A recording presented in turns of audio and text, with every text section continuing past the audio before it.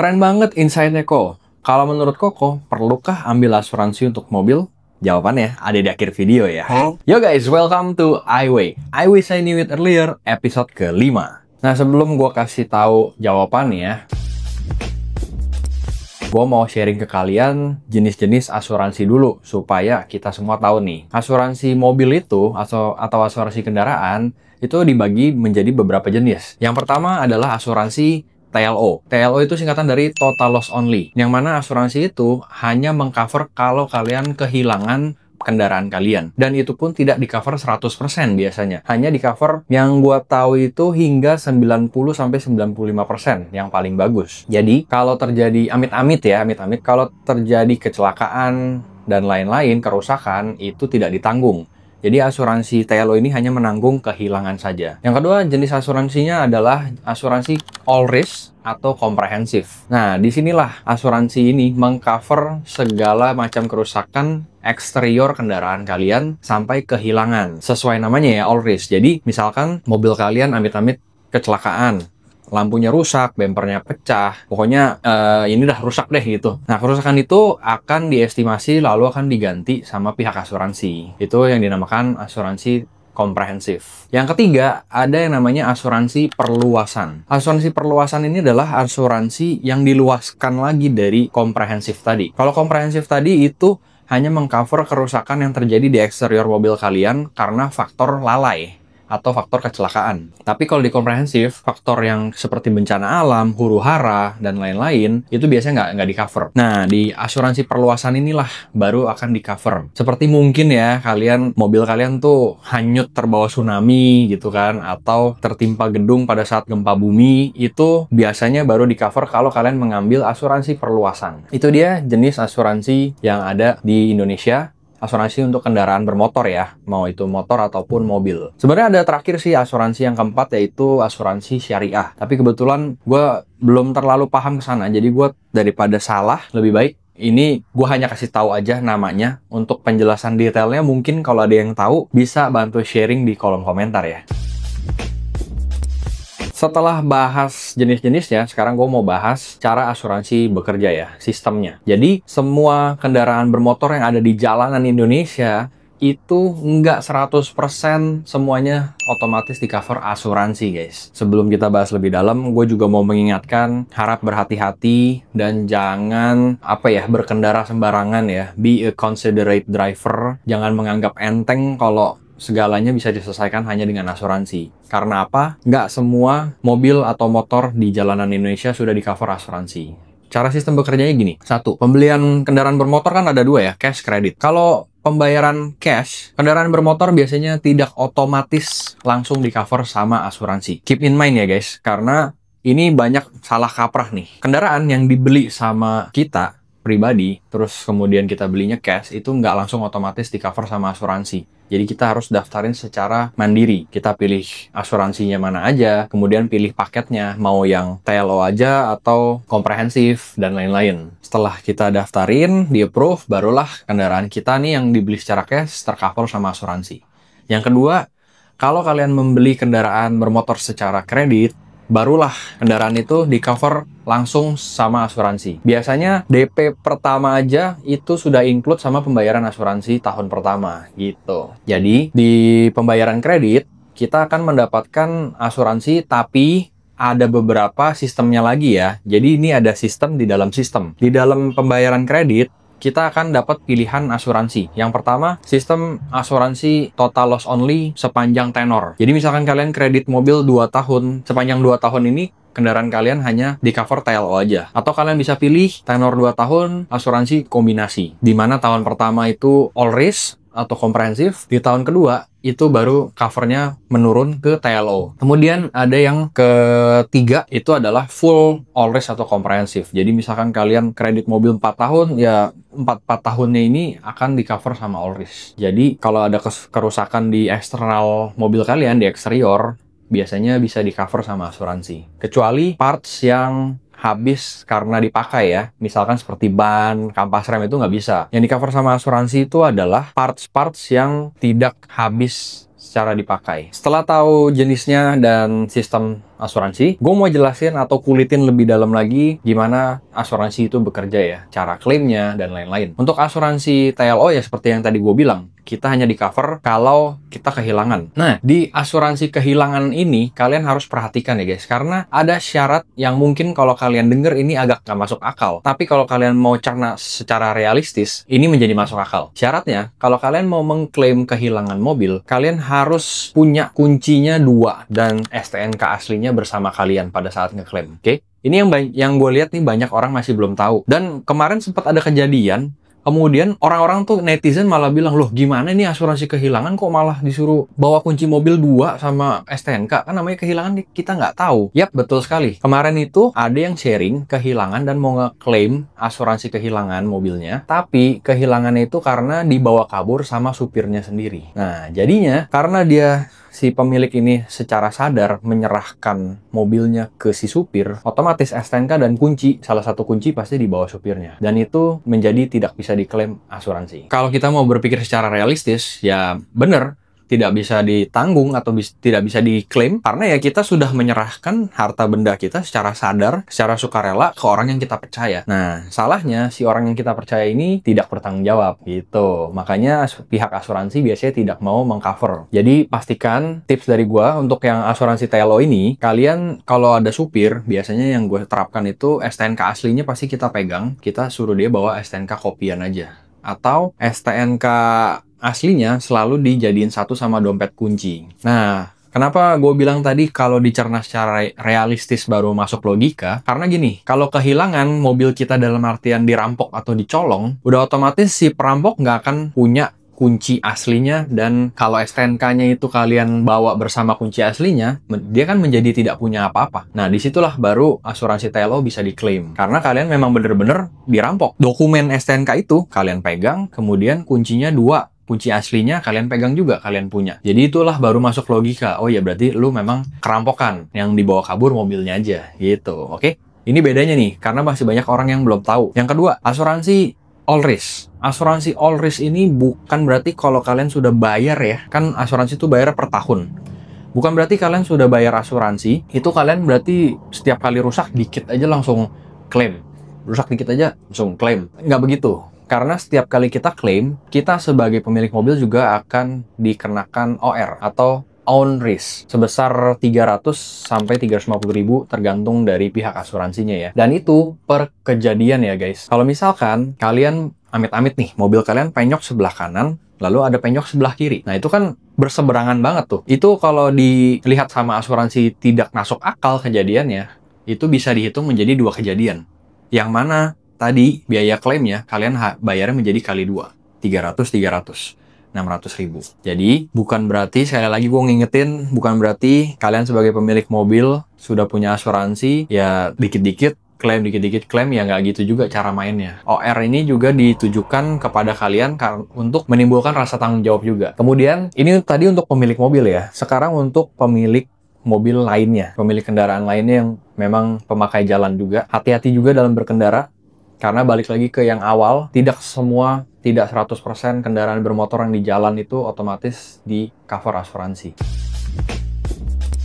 Oh ya, tadi kan jenis udah, sistem udah, how it works sudah, dan lain-lain sudah ya. Sekarang gue mau jelasin ke kalian cara klaim asuransi. Jelasin singkat aja ya. Yang pertama, kalau kalian mau klaim asuransi, kalian kontak dulu pihak asuransi. Kemudian nanti dari pihak sana akan datengin surveyor, mensurvei mobil kalian. Kemudian kalian jelasin mana aja yang mau diklaim. Setelah itu akan ditandain sama surveyornya, di foto dan lain-lain. Nah, setelah masuk ke surveyor, kemudian surveyor akan mendiskusikan mungkin ya ke pihak internal apakah klaim kalian akan disetujui atau enggak. Jadi nggak serta-merta sudah surveyor datang langsung tinggal bayar 300, enggak. Jadi tunggu mereka, oke, klaim Anda disetujui, baru kita masuk ke proses selanjutnya bayar yang namanya OR tadi. Setelah bayar OR, barulah antara 2. 1, bisa bawa mobil kalian sendiri ke bengkel rekanan asuransinya, atau kalau mungkin yang high-end, mobil kalian bisa dijemput pakai towing. Setelah itu baru deh masuk ke proses repair atau reparasi sesuai dengan klaimnya. Setelah selesai, ya udah kembali lagi ke opsi tadi. Kalian bisa antar atau kalian bisa ambil sendiri. Jadi dengan gue jelasin step by step ini, gue harap juga bisa membuka insight juga buat kalian ya yang memakai jalan raya, bahwa jangan meremehkan orang juga. Be a considerate road user. Berapa kali gue sering lihat baca di komen ya netizen ya, kalau ada amit-amit sesuatu kecelakaan, orang pasti bilang, alah orang kaya pasti punya asuransi lah. Atau ada misalkan nih yang sering kejadian ya, pemotor nyerempet pemobil. Alah lu udah punya asuransi lah, ribet banget lu, bla bla bla. Nah harapannya dengan gue cerita cara klaimnya yang segitu panjang dan segitu ribet, bisa membuka insight kalian juga kalau, oh ternyata punya asuransi juga nggak segampang itu cuy, gitu loh. Jadi lebih berhati-hatilah, lebih considerate lagi ke pengguna jalan lain, jangan meremehkan hak milik orang lain. Soalnya ini masih sering banget kejadian di Indonesia guys. Lanjut ya. Pas tuh kemarin tuh waktu hari Minggu, aku ngeliat ada orang di dekat jalan raya Serpong mau masuk ke Gading. Memang ada yang lagi mojok, kelihatannya sih kecelakaan motor. Nah ternyata habis itu nggak lama masuk, ternyata ada yang ngerekam, ada mobil lagi masuk di situ, ada motor nih nyelip lewat sampingnya. Cepet dong, itu kan nyelipnya. Pas udah nyelip terus malah ke depan mobilnya, motornya malah ngerem atau malah melambat, mobilnya ya udah nabrak. Di posisinya kan yang lagi belok itu kan harus buru-buru kan, soalnya kan nyebrang. Ya, nah itulah yang biasanya tuh kejadian kayak gitu kalau di-share ke sosial media, pasti ada pro kontra ya. Pasti ada yang bilang, ya udahlah lu punya mobil pasti punya asuransi. Hal sepele, bla bla bla. Mobil kalau nggak mau lecet, sarungin aja di rumah. Ya nggak begitu juga gitu loh. Jadi yang mau gue sampaikan, mari saling menghargai pengguna jalan lain dan jangan seenaknya di jalan gitu. Mau pemotor atau pemobil. Karena ya nggak cuman, kadang-kadang yang sembarangan nggak cuman motor doang, tapi mobil pun banyak gitu kan. Kayak tadi pasti, ya mungkin banyak yang bilang pemotornya salah gitu, tapi pasti ada yang bilang, ya udahlah mobil lu cuman lecet doang, tinggal klaim asuransi beres. Cuman kadang-kadang ya itulah yang harus ditumbuhkan di pengguna jalan Indonesia adalah consideration ya, rasa tanggung jawab sama perhatian ke orang lain gitu. Lebih considerate, apa ya bahasa Indonesia yang propernya ya, maksudnya menghargai gitu, lebih menghargai orang lain, nggak seenaknya aja. Dan yang paling penting, kalau amit-amit terjadi sesuatu ya, kalau memang kalian 100% kalian salah, yang hal pertama yang menurut gue harus diucapkan ya memang kalian mengakui dan minta maaf, supaya tidak membuat situasi makin keruh. Ini juga banyak nih kejadian nih, jadi melenceng nih sedikit ya, gue pengen bahas nih, banyak juga kejadian nih, orang udah jelas-jelas salah, malah ngotot gitu, malah galakan dia. Nah itulah yang bikin si korban jadi makin emosi dan makin nggak mau tahu gitu, lu tanggung jawab. Padahal sesimpel kalian, oke, maaf ya Pak, saya lalai, saya salah, gimana nih cara kita settle down. Jadi si korbannya juga nggak keburu kebawa emosi yang malahan membuat situasi jadi makin buruk. Gue sebagai pengguna jalan, gue pernah ditabrak dan gue pernah nabrak. Gue bukannya dewa yang nggak pernah nabrak, gue pun pernah. Tapi pada saat gue nabrak, itu jelas-jelas gue nabrak berapa kali ya. Gue pernah nabrak kalau nggak salah lebih dari 2 kali. Kurang nggak salah 3 kali atau 4 kali. Pada saat gue nabrak, hal pertama yang gue lakukan, langsung gue turun dari mobil. Nggak perlu tunggu yang si ditabrak ini yang turun. Gue turun, kemudian gue samperin. Aduh Pak, mohon maaf Pak, saya miss banget, saya lalai. Oke? Pokoknya intinya gue akuin gue salah gitu. Kalau memang benar-benar salah ya, kemudian gue say sorry, ya gue bilang seperti tadi, ya gimana nih bisa settle down-nya, gue harus tanggung jawab gimana. Dengan gue begitu, ajaibnya guys, beberapa kali orang cuman ngelongok, ya udah oke lah, small matter katanya. Ya udah langsung jalan lagi. Tapi memang ada sekali gue nabrak, mobilnya penyok. Jadi pada saat itu ya baru gue tanya, gimana nih Pak, gue tanggung jawabnya. Kebetulan mobil gue ada asuransi katanya. Ya udah lu gantiin OR asuransinya aja. Nah simple kan? Jadi dengan kita mengakui kita salah, kita memang nunjukin kita mau bertanggung jawab, ya kita jadi lebih enak gitu. Kemudian si korbannya juga jadi nggak keburu emosi dan nggak aji mumpung. Jadi karena kita melihat kita tuh, oh ini orang mau tanggung jawab, ya udahlah nggak usah diperpanjang. Seperti itu guys. Tadi gue cerita, gue nabrak ya. Sekarang gue cerita gue pernah ditabrak juga. Dan pada saat gue ditabrak ini, turun-turun orangnya ini bukannya say sorry gitu ya. Karena ini udah terbukti 100% dia yang salah. Gue lagi diem, ditabrak, ceger. Kalian pasti tau lah video gue yang ini nih, yang ditabrak. Nah itu pada saat turun, dia malah langsung, kalau bahasa gaulnya tuh nyecer gue tuh, neken gue. Jadi langsung turun-turun, ada asuransi kan mobilnya, ada asuransi inilah, bla bla bla, saya gantiin OR asuransinya aja. Nah dengan begitu tuh, gue yang si korban jadi tersulut emosinya. Psikologis gue langsung bilang, lu udah salah, bukannya say sorry dulu, ya kan, ngakuin dulu, malah neken gue gitu, mau seenaknya aja nggak mau tanggung jawab, ya udah jadi makin gue berbalik, gue jadi pengen teken dia balik gitu. Dari situlah gue udah merasakan jadi penabrak dan ditabrak. Makanya gue bisa sharing gini, dan harapannya kalian yang nonton nih bisa lebih terbuka lah insight-nya untuk menjadi orang yang gentle gitu ya, orang yang bertanggung jawab. Jadi setelah panjang kali lebar kali tinggi gue bercerita, kesimpulannya atau jawaban dari pertanyaan yang pertama, perlukah asuransi? Jawabannya adalah tergantung. Tergantung dari kebutuhan dan mobilitas kalian sendiri. Jadi, patokan perlu asuransi atau enggak, ya kalian harus bisa jawab sendiri. Gue hanya bisa kasih contoh. Kalau di gue, menurut gue mobil-mobil atau kendaraan yang perlu asuransi itu adalah kendaraan yang teknologinya udah lumayan tinggi ya. Seperti si REV, nah itu ada asuransinya. Karena apa? Sesimpel lampu depannya aja kan sudah LED projector. Yang mana tuh amit-amit kalau sampai satu aja dipecah, biaya pergantiannya pasti lebih dari 5 juta satu piece.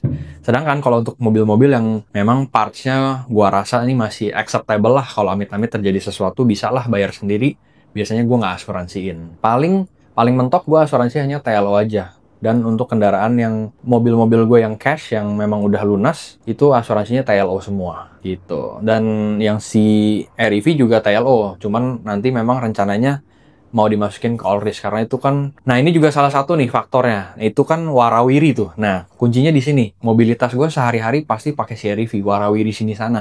Jadi ya nanti kedepannya mau didaftarin asuransi yang all risk. Kesimpulannya itu ya, perlu asuransi atau enggak ya tergantung kalian masing-masing, tergantung mobilitas, tergantung jenis mobilnya, sama tergantung kemampuan finansial masing-masing. Akhir kata, gue sharing video ini dengan harapan bukan hanya intinya di sharing informasi asuransinya ya, melainkan harapannya gue bisa memberikan insight buat kalian yang nonton ya, untuk menjadi pengguna jalan, mau itu mobil, motor, atau mungkin pesepeda ya kan, pejalan kaki, untuk menjadi orang yang lebih bertanggung jawab lagi, lebih considerate lagi ke orang lain, dan nggak cuman orangnya, tapi ke hak atau barang milik orang lain. Semua pengguna jalan maksud gua. Nggak cuman mobil motor doang kan, kadang-kadang yang suka sembarangan gitu. Kadang-kadang yang suka seenaknya juga kan, kita sering lihat berita ada pengguna jalan yang pejalan kaki juga suka ngaco ya kan, sepeda juga suka ngaco, dan lain-lain. Ya semoga insight-nya bisa ditangkap sama kalian yang nonton ya. Jadi kita semua sama-sama bisa berubah jadi SDM yang lebih improve lah, lebih baik lagi. Karena dari pengalaman gue, bukannya ini cerita ya, dari pengalaman gue ke beberapa negara, ya Indonesia masih paling buruk sih ya untuk in terms of road condition-nya gitu. Jadi ya udah, harapannya video ini bisa menyadarkan kalian yang suka sembarangan nih ya, jangan sembarangan di jalan guys. Terus kemudian gue masukin ini ke series I Wake juga, supaya sesuai relevan gitu. I wish I knew it earlier-nya nggak cuman di gua, melainkan di kalian yang nonton. Jadi amit-amit jangan sampai kalian ngalamin, kemudian karena kalian nggak ada insight dari gua kayak gini, ya kalian melakukan hal yang berbeda yang dari yang gua ngomongin. Tapi kan dengan kalian udah tahu nih, oh iya bener juga nih, kalau jadi penabrak gimana, kalau jadi tabrak gimana, ambil asuransi ABC gimana, prosesnya gimana, ya kalian udah lebih tahu. Makanya gua masukin ke series I Wake, I wish I knew it earlier, nggak untuk gua aja, tapi untuk kalian yang nonton. Nah, buat yang tahu jawabannya asuransi syariah tuh penjelasannya kayak gimana, terus kalian mau sharing pengalaman apa soal asuransi, soal kejadian di jalan, atau kalian punya pendapat lain, atau informasi lain, atau informasi dari gua ada yang salah atau yang kurang, silahkan langsung sharing di kolom komentar aja ya. Jadikan kolom komentarnya wadah untuk kita bertukar informasi, bukan tukar hate speech atau tukar yang aneh-aneh lah pokoknya. Kalau gitu, sekian dulu video kali ini guys. Jangan lupa mampir ke sosial media gue di Instagram KokoDriver92, TikTok Koko.Driver. Thank you for watching. See you in the next video. Bye.